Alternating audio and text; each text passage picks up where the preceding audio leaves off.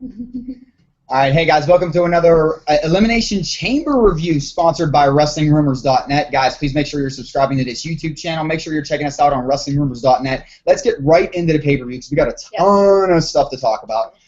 Sam, let's start with the pre-show. Pre-show, we had Stardust and Zack Ryder. We both picked Stardust when we found out it was a match. Yes. Anything really to talk about here? Not really. Okay, thank you. I guess this is really just setting up this whole thing with Stephen Amell. Probably. Arrow. Yeah. But past that, yeah, moving on. So we had Miz TV with Daniel Bryan. The big news out of this, guys, I think that we took out of it was Daniel Bryan said that his career is not over. Fantastic news. Granted, no timetable given on a return. But at least we know that he will return. Absolutely, and I think that puts a lot of ease in a lot of people's minds, no matter when it is, and that says a lot for his health too. We saw an interesting little spot with. I'm sorry, not Damian Sandow, but Macho Mandow and small Hulkamaniac, Curtis Axel. What did you think? That it was a joke. I really hope they would lose this gimmick for Sandow already. Yeah, but I think it needed to happen. Like we talked about on the pre-show. I think they have to put some sort of closure at one point on Miz and Sandow. No, I get that, but Sandow should not be Macho Mandow. Yeah, no, I completely just like Curtis Axel should not be pretending to be Hulk Hogan. Yeah, I completely agree with that. All right, so we started off the pay-per-view tonight with the first Elimination Chamber match. We have the Tag Team Championship, and the eliminations happened in this order, guys. We had the Ascension knocking off Los Matadores. We had the Ascension knocking off Lucid Dragons. We had the Primetime Players knocking off the Ascension. Primetime Players then knocking off Kizarro, and then the New Day comes through in the end. New Day retain the championships. You had Kid and Cesaro. I had the New Day. What did you think of the match? I thought it was an okay match. Kind of disappointing for an Elimination Chamber match just because I was looking. They both were. They both were. I was looking forward to a lot more out of these matches. They just didn't deliver. My one complaint is the fact that they could fit all of New Day into a single pod, yet Los Matadores had to put their bull on top of the pod for the whole time until they came out. Well, what the fuck is the matter with them? He fits. Why? He fits up there. I don't know. It was like he was their own private little gargoyle on top of their pod. Mascot gargoyle. Nice. That's what it looks like. Like in a castle, a nice little gargoyle on the thing. Are you okay with it? That was just annoying. I'm sorry. It was just so annoying. Like, you can't fit two guys and a little person in a pod, but you can fit three grown men in a pod. Just makes no sense. Well, what did Vince logic here. Are you okay with New Day going over now, though? Oh, yeah, definitely. Okay. Now, what do you think this means for the showing for Primetime Players? Because they did, and specifically Titus O'Neil looked very good in this match. Mm-hmm. I thought it was good. I thought they really put over the Primetime Players, and I think that they're going to start pushing them a lot with, like you said in the pre-show, Titus O'Neil did win that Father of the Year award. Darren Young is he's an openly gay wrestler. Absolutely. That's huge for them, especially with their whole Be a Star program. Crossover exposure is huge. That's the image they're trying to portray. Perception is reality, guys. It's huge for them. I can see them pushing them to the top, and this is just the beginning for them. Yeah. So I loved it. All right, so then we moved on to the Divas Championship. We had Nikki Bella versus Naomi versus Paige. You had Paige. I had Naomi. We were both wrong. Nikki Bella, ladies and gentlemen, retains. On her way, in my opinion, to break AJ Lee's record. Maybe let's just get it out of the way now and just put that. Let's make that a talking point. Now let's talk about one specific spot though. It did look like Paige got a little jacked up on that little impromptu move by Naomi, almost like a reverse Frankenstein. Almost. Yeah. I mean, reverse Frankenstein. I mean, it did. I wasn't very impressed with this match. It was a disappointing match as well. I really didn't see Nikki Bella going over at all. Anybody, I was going to say Paige or Naomi.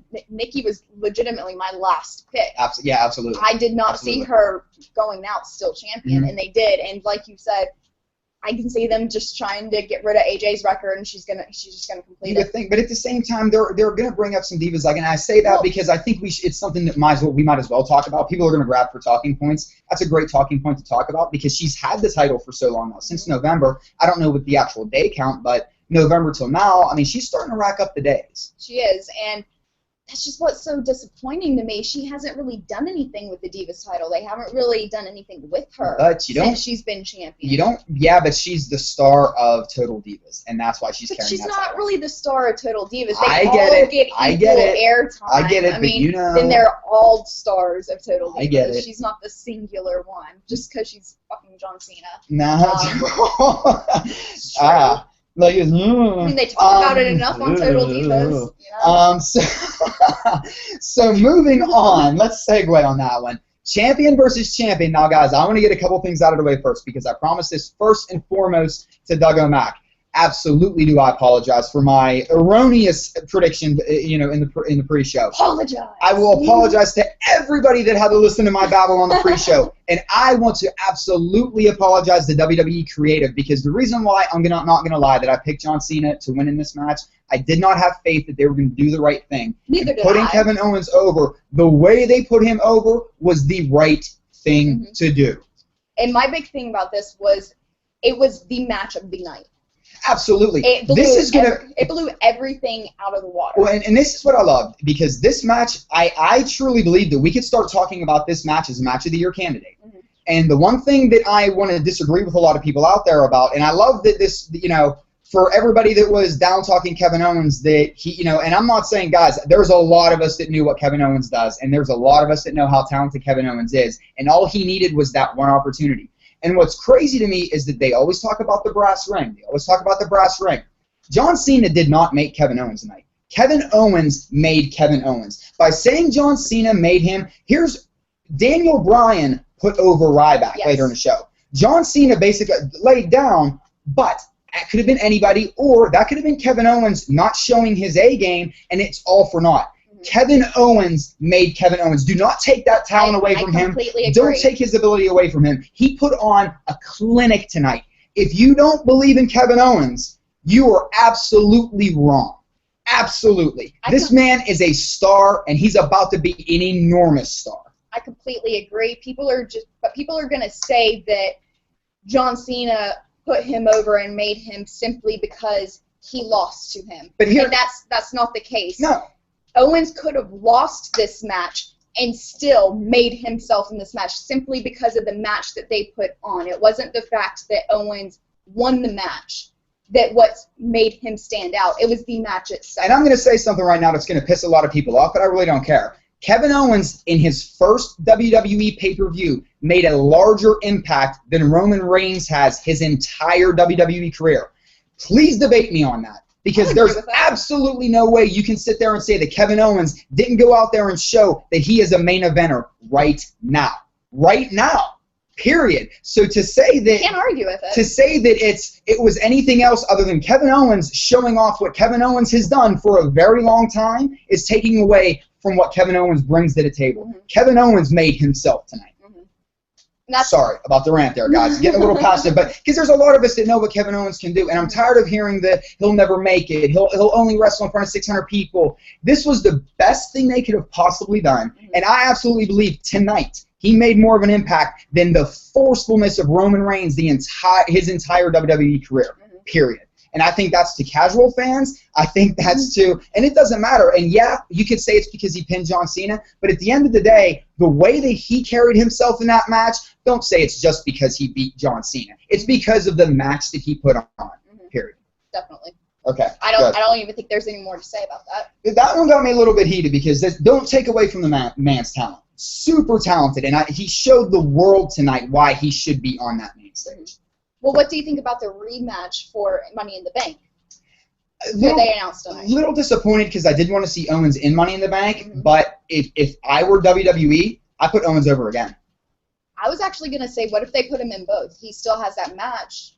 We could see. And then maybe he still goes in Money in the Bank. We could see, but keep the momentum going behind him. Make him that next brute force. You know what I mean? And build him strong enough so that you have a match with him and Brock Lesnar in the future. I'll agree. All right, let's move on to Neville versus Bo Dallas. Neville, we both called it, getting the pinfall victory with the red arrow. What do you think? It was sort of a lackluster match, and I'm not going to put this on the wrestlers themselves. The crowd was kind of dead after the Cena. How can you follow that? It was dead after the Cena Owens match. I'm not going to put it on Neville and Bo Dallas because they did put on a good match, though it was not phenomenal like the past Neville matches have been. But it was still decent. It was just really the crowd was just so sucked dry of emotion from the Cena Owens match. You couldn't help it. I'll admit, you know what, and I hate saying this because I love Neville so much, and I do love Bo Dallas a lot. This was my bathroom break match. Had to get something else to drink. I was drained after Cena Owens. I was completely drained. It was such a fantastic match. I was completely drained. I did love how Bo Dallas was trying to plead with Neville, during the match, I'm trying to help you. I'm just trying to help you. It was awesome. I love Bo Dallas. All right, so going to the Intercontinental Championship title match. We had, in this order, we had Truth pinning Wade Barrett, Ryback pinning R-Truth, Sheamus pinning Mark Henry, Sheamus pinning Dolph Ziggler, and then the big guy, Ryback pinning Sheamus. And your new Intercontinental Champion. This match was just, I'm not going to say it was terrible, it was disappointing. The Chamber match is disappointing. Simply because of what high hopes I've had for Chamber matches, just because they are my favorite matches. It was always my favorite pay-per-view. They were always amazing, and these just did not live up to them. I'm not going to say that they were bad at all, because they were not bad. It was just disappointing. I was shocked they gave it to Ryback. I wasn't.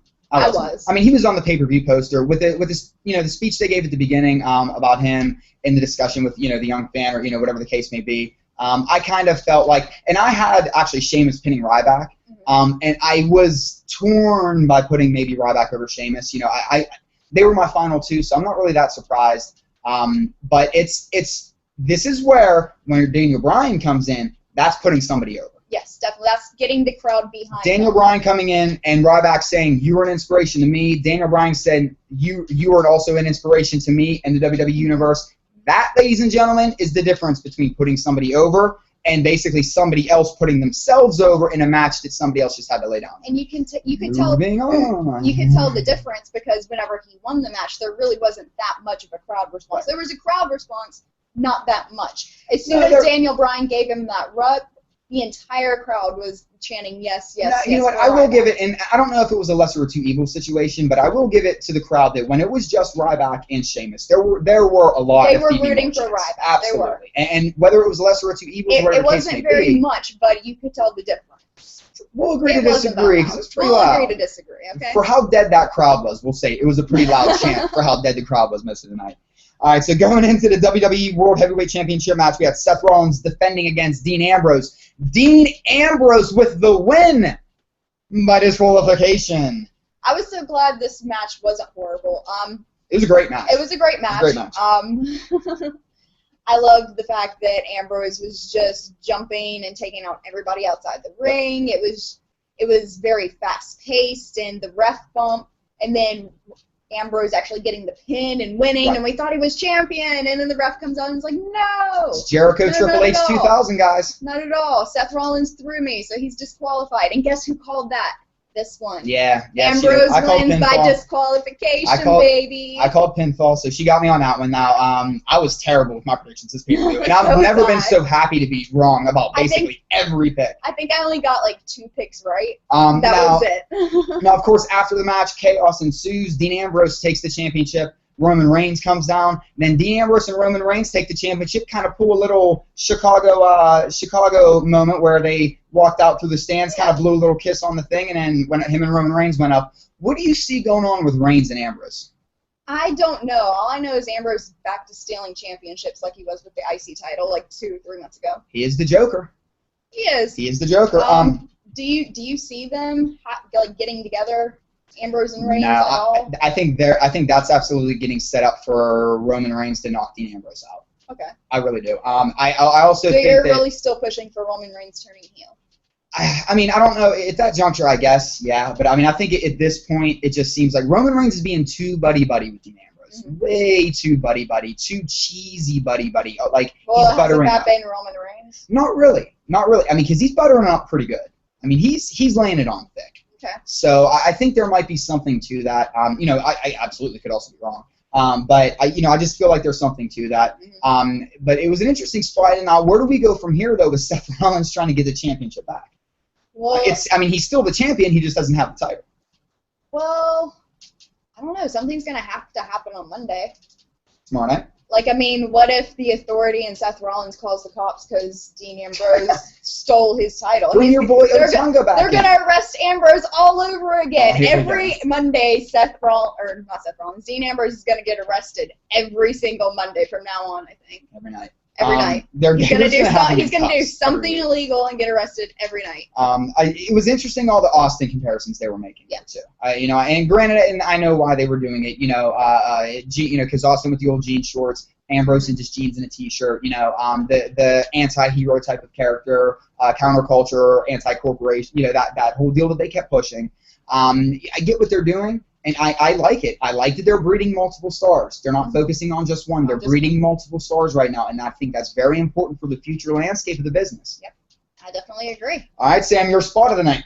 My spot of the night would have to be, what was it? It was Owens with a moonsault from the top rope. Okay, you like the Owens moonsault? Okay. Because he's such a big guy, you wouldn't expect him to jump from the second rope backwards up to the third rope and then do a moonsault off of that. It was just, he's so athletic and what is the word? Agile, yes, for such a big guy. So. Yeah, no, I agree. I think for me it was the headbuster off the top rope. Facebook. I'm going to be honest. I'm going to pull a Joey Styles and just make up a name for it maybe one day. But until they address really exactly what it was called, that top rope spot with Cena was fantastic. And I mean, the crowd response was unreal. Grade the pay-per-view. I'll give it a B-. Ooh. Maybe a C+. Okay. Not thrilled. Now is this? Now hold on. Before I give my letter grade, is this just? I'm gonna say B. I'm gonna say B-. I'll stick with my B-. Is this just because you love the Elimination Chamber so much and those two matches didn't live up to the hype? No, it's because they only had 2 good matches on the entire pay-per-view. I kind of agree with that. I actually was gonna go B just because I thought Cena Owens was so fantastic. I thought Rollins and Ambrose was I thought it was another exceptional match. I was gonna go B, and I was actually very kind. I was in a kind mood today to go B. I mean, typically I'm hard. I wanted to go lower, but I'm in a very kind mood tonight, so I was gonna go B. Yeah, I just think with the Elimination Chamber matches were just so disappointing, and then the crowd really wasn't into it, so it really didn't make it as much that exciting of a pay-per-view, but they did have 2 really great matches, so I'll still give them a B. Right. All right, guys, and real quick before we sign off, we quoted The Big Lebowski earlier in the show, on the pre-show. I wanted to quote a little Ferris Bueller's Day Off today. Obviously, guys, I don't typically dress up. You know that. There was a reason for this. Real quick, I just wanted to say, just remember, life moves pretty fast. If you don't stop and take a look once in a while, you might miss something. Rest in peace, brother. Guys, tomorrow night we will see you live on the pre-show, 6:30 p.m., and then we will have the post-show right after. We're going to figure out whether to wait until after the Austin podcast or whether we're going to get it right after Raw. But for Sam, myself, the entire WrestlingRumors.net crew, we will see you tomorrow night, guys.